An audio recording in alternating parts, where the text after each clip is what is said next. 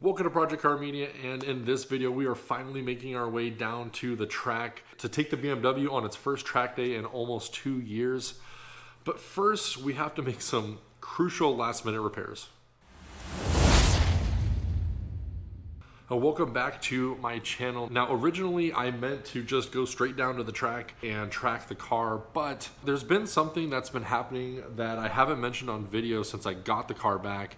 And what it is a really weird engine noise. I can't figure out what it is. Sometimes there's loud screeching, sometimes it sounds grindy, and I'm not really sure what it could possibly be. So because I don't want to be the guy that goes out on the first track day of the year and breaks down and ruins everybody's session, I'm going to default on the side of caution here, and I'm going to replace the water pump, the thermostat, as well as some spark plugs. I was actually digging through all the maintenance I've done on this car over the last couple years, and those are 3 things that I actually have not done. Now the spark plugs are just to help it perform a little bit better. It's not going to affect the engine noise that I'm hearing, but there is a good chance that the bearing in the water pump is going out and possibly not spinning at times. I'm not really sure, but I know I haven't done it, and I don't know when the last time it's been done. So before I go on track, it's probably a good idea that we do the water pump and the thermostat while we're there, and that should give me some peace of mind and hopefully fix the noise that I'm hearing. I have a couple clips of the noise, and I'm kind of hovering around the engine trying to figure out where it is. So here are those clips.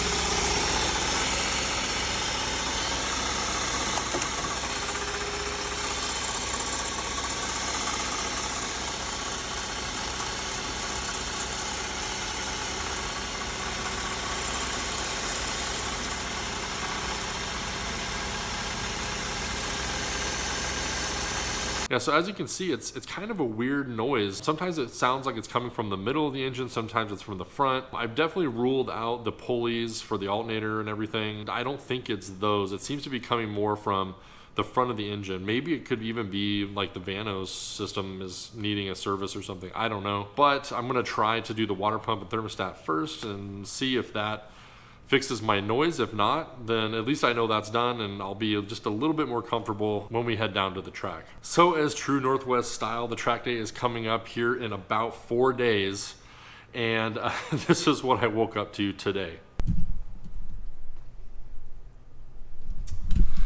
So yeah, it definitely snowed last night, and I'm really hoping that the snow melts before Friday. I'm sure it will. It's the Northwest. Tomorrow it'll probably be 80 degrees or something like that. But you know, you never know with this crazy weather, and unfortunately I'm gonna have to stick with my RS3s. I don't have any kind of rain tire or anything like that to run on the track, so you know, if it's raining I might be slipping and sliding all over the place.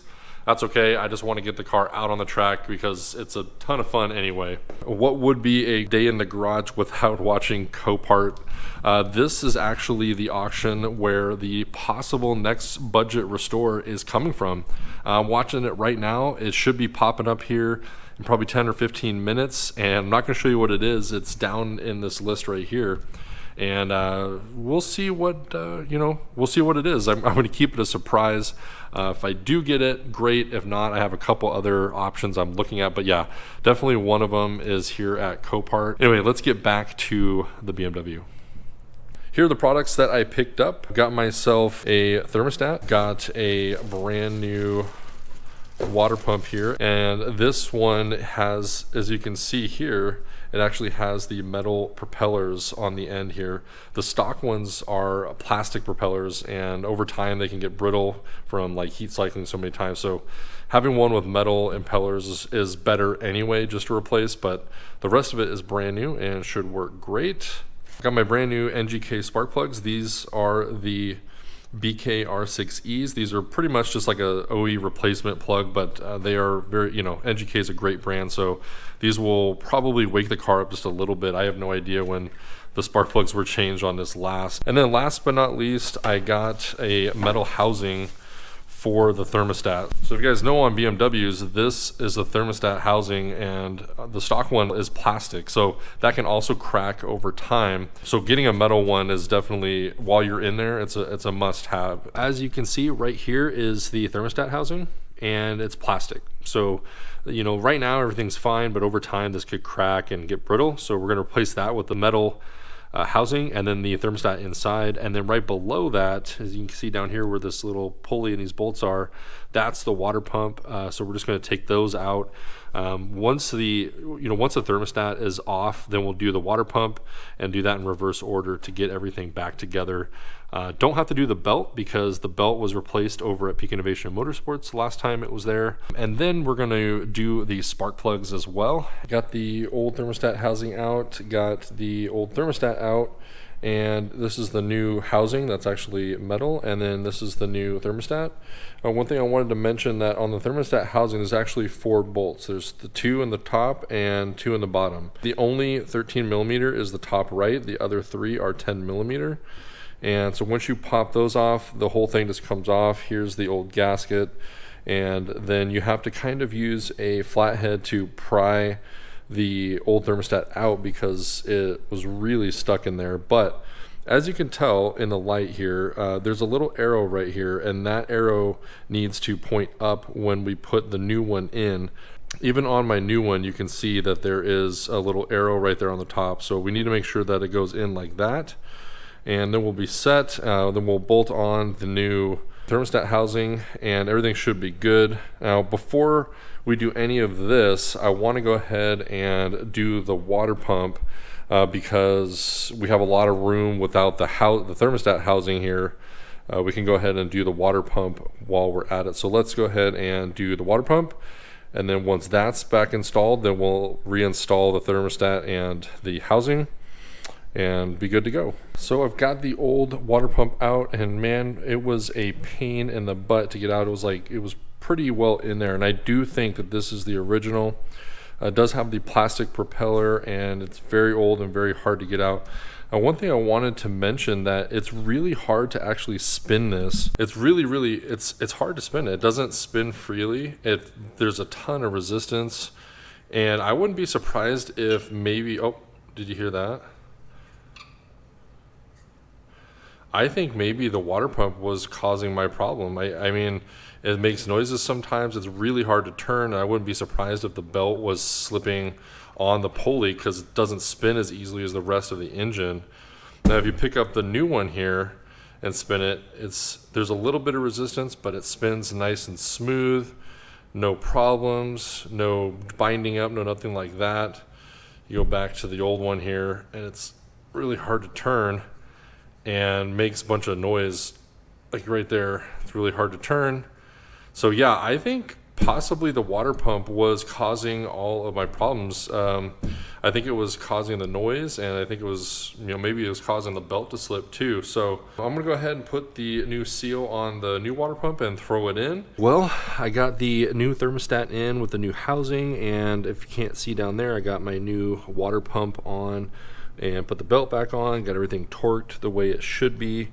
And man, I gotta tell you, the next time I do this, definitely taking this fan out. It actually sticks out further, I think, than the stock clutch fan. So it was total pain in the butt. If I would have just taken this fan out, I would have had a lot more room. So yeah, all in all, got it all done. But before we add coolant in and get this thing running again, we do need to replace the spark plugs. So I'm gonna go ahead and do that real quick, and then we'll fill it up with coolant, start up the car, and see if we have any leaks.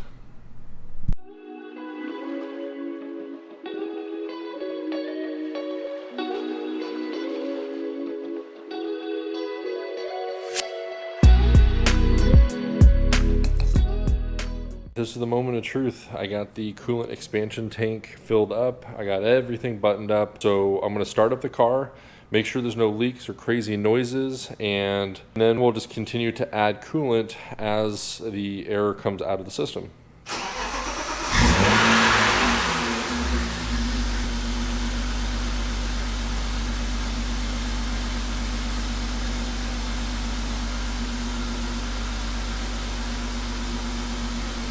So far so good. I don't hear any crazy noise from the water pump or anything. I don't see any leaks right now.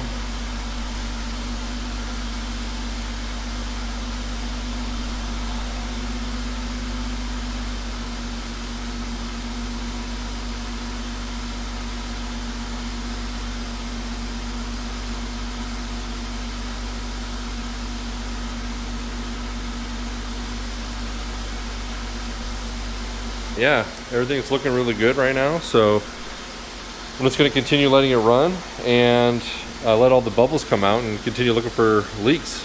I made it to race day. As you can see in the background, the car is on the trailer, and there's been a lot that happened since the last clip that you guys saw where I was starting up the car and getting it bled. It turned into like this whole fiasco, just mainly because I don't know, I thought that the car was bled, and turns out it wasn't. I ended up replacing the thermostat again because it wasn't opening. I thought maybe I had a defective unit or something.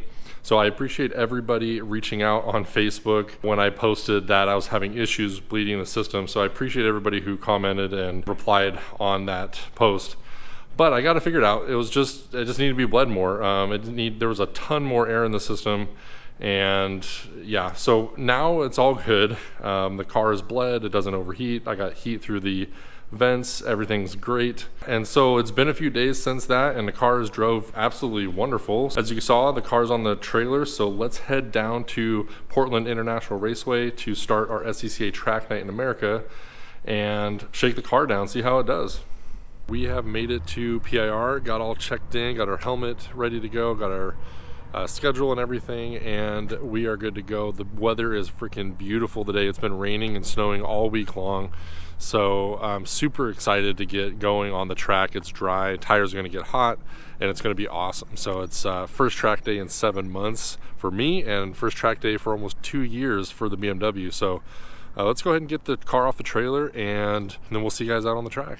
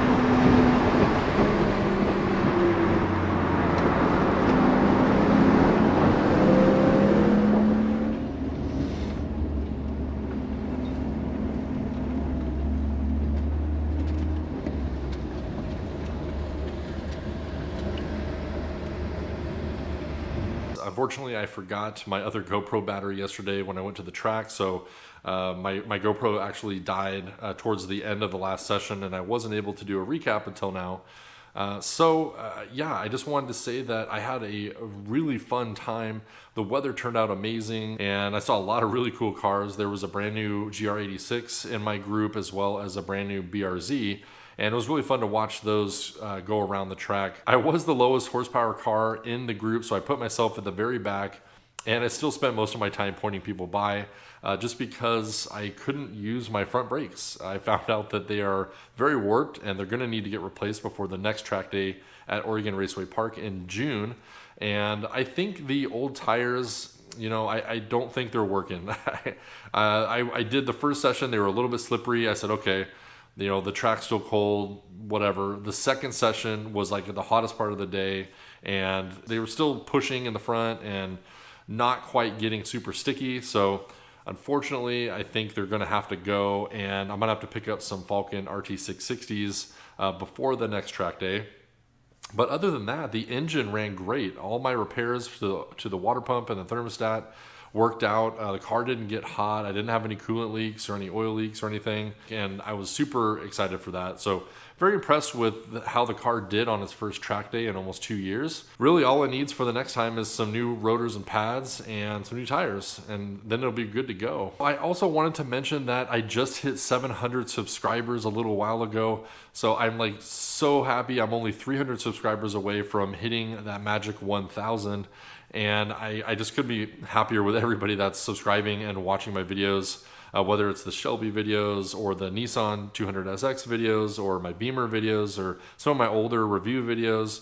I really appreciate everybody watching and subscribing. And if you haven't already, go ahead and hit that like button and that subscribe button. Share with your friends. If they like cars, tell them to come and check out my videos as well. Anything helps.